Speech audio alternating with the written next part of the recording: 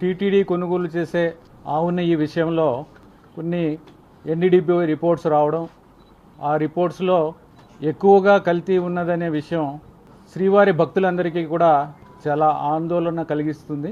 అలాగే వాళ్ళ మనోభావాలు కూడా దెబ్బతిన్నాయనేది మనకు తెలుస్తున్నదే. ఈ సందర్భంగా టీటీడీ తరపు నుంచి భక్తులందరికీ తెలియజేసేది ఏంటంటే, ఇప్పటికే చేయాల్సిన చర్యలన్నీ, అంటే ఆవు నెయ్యి తీసుకునే విధానంలో మార్పు, అలాగే స్వచ్ఛమైన ఆవు నెయ్యిని కొనుగోలు చేసే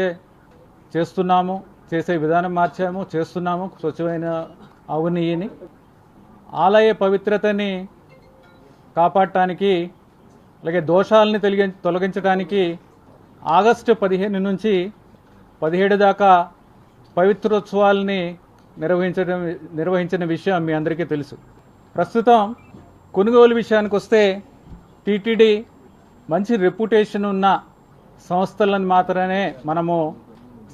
నుంచి మాత్రమే మనము ఆవు నెయ్యిని కొనుగోలు చేస్తున్నాము. ఆ రేట్లు కూడా రీజనబుల్ రేట్స్, అంటే ఏ రేటుకైతే మనకి స్వచ్ఛమైన ఆవు నెయ్యి రావడానికి అవకాశం ఉందో అలాంటి రేట్స్ ద్వారానే మనము కొనుగోలు చేస్తున్నాము. అది 475 రూపాయలు ప్రస్తుతానికి ఉన్న రేటు. రెప్యూటెడ్ సప్లయర్స్ ఎవరంటే మీకు తెలిసిందే. దాంట్లో నందిని ఒకటి, తర్వాత ఆల్ఫా మిల్క్ ఫుడ్స్ అని, ఇవి రెండు కూడా రెప్యూటెడ్ సప్లయర్స్. వీళ్ళు ఇచ్చిన సప్లైస్ కూడా ఆల్రెడీ శాంపుల్స్ని టెస్ట్ చేయడం జరిగింది ఎన్డీడీబీ ల్యాబ్లోనే. ఈ శాంపుల్స్ కూడా చాలా కరెక్ట్గా ఉన్నాయి. మీరు కూడా రిపోర్ట్స్ కూడా మీకు షేర్ చేస్తాము. అంటే ఈ యానిమల్ ఫ్యాట్కి సంబంధించి ఏవైనా కల్తీ ఉంటే ఎలా ఉంటాయి రిపోర్ట్స్, కల్తీ లేకుండా ప్యూర్గా ఉన్న స్వచ్ఛంగా ఉన్న ఆవు నెయ్యి రిపోర్ట్స్ ఎలా ఉంటాయి అనేది కూడా మీకు షేర్ చేస్తాను. అక్రిడిటెడ్ ల్యాబ్స్కి మనము శాంపుల్స్ పంపించే విధానాన్ని ప్రారంభించడం జరిగింది. ఆ విధానాన్ని కంటిన్యూ చేస్తాము. ఎందుకంటే ప్రస్తుతానికి ఈ ఎన్ఏబిఎల్ ల్యాబ్స్లో మాత్రమే ఇక్కడ ఈ అడల్ట్రేషన్ టెస్టింగ్ అనేది జరుగుతుంది. మన దగ్గర అడల్ట్రేషన్ టెస్టింగ్ అనేది లేదు. మన దగ్గర ఉన్న టెస్టింగ్స్ అన్నీ కూడా సింపుల్ టెస్ట్, దానివలన అడల్ట్రేషన్ అనేది బయటపడదు. సో మొట్టమొదటిసారిగా టీటీడీలో ఈ ఆవు నెయ్యి స్వచ్ఛత పరీక్షించడానికి ఎన్ఏబిఎల్ ల్యాబ్కు పంపించడం అనేది మొట్టమొదటిగా మనం ప్రారంభించాము. అది కంటిన్యూ చేస్తున్నాము. అలాగే సెన్సరీ ప్యానెల్ 18 మందితో సెన్సరీ ప్యానెల్ అనేది ఏర్పాటు చేయడం జరిగింది. ఈ సెన్సరీ ప్యానెల్లో ఏంటంటే ట్రైనింగ్ తీసుకున్న ల్యాబ్లో పనిచేసే వాళ్ళు ఉంటారు. ట్రైనింగ్ తీసుకున్న వాళ్ళు సిఎఫ్టిఆర్ఐలో మైసూర్లో ట్రైనింగ్ తీసుకున్నారు. వాళ్ళు ఏంటంటే చాలా పారామీటర్స్ మీద, ముఖ్యంగా రంగు, రుచి, వాసన, వీటి మీద నెయ్యి స్వచ్ఛత ఎంతవరకు ఉందని నంబర్స్ ఇస్తారు, రేటింగ్ ఇస్తారు. ఆ స్వచ్ఛత 0 నుంచి 9 మధ్యలో ఉంటుంది ఆ రేటింగ్. ఓవరాల్గా రేటింగ్ 7 ఉంటే కానీ, కనీసం 7 ఉంటే కానీ అది మనము తీసుకోము.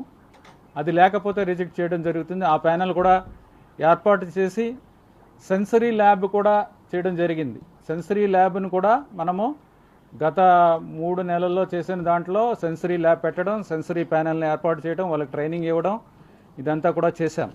ఎన్డీడీబీ వాళ్ళు ముందుకొచ్చి వాళ్ళే డొనేషన్ బేసిస్లో మనకి ఏ ఎక్విప్మెంట్ ద్వారా అడల్ట్రేషన్ టెస్ట్ చేయగలమో ఆ ఎక్విప్మెంట్ మనకి డొనేట్ చేయడానికి ముందుకొచ్చారు. ఆ ఎక్విప్మెంట్ ఖర్చు 75 లక్షలు. అది కూడా డిసెంబర్లో ఇమ్మని అడుగుతున్నాము. డిసెంబర్ కల్లా వచ్చేలాగా చర్యలు తీసుకోమని రిక్వెస్ట్ చేస్తున్నాము. అది కూడా డిసెంబర్, జనవరిలో తప్పకుండా వస్తుందని ఆశిస్తున్నాము. అలాగే సెంట్రల్ గవర్నమెంట్ నుంచి కూడా ఎఫ్ఎస్ఎస్ఐ వాళ్ళు తిరుమలలో ఎఫ్ఎస్ఎస్ఐ ల్యాబ్ ఏర్పాటు చేయడానికి కూడా వారు ముందుకొచ్చారు. ఇప్పటికే మనకున్న బిల్డింగ్ అది ఐడెంటిఫై చేసి వాళ్ళకి లెటర్ రాయడం జరిగింది. తద్వారా వాళ్ళు త్వరలోనే ఎఫ్ఎస్ఎస్ఐ ల్యాబ్ ఎస్టాబ్లిష్ చేయడానికి కూడా చర్యలు తీసుకుంటున్నారు.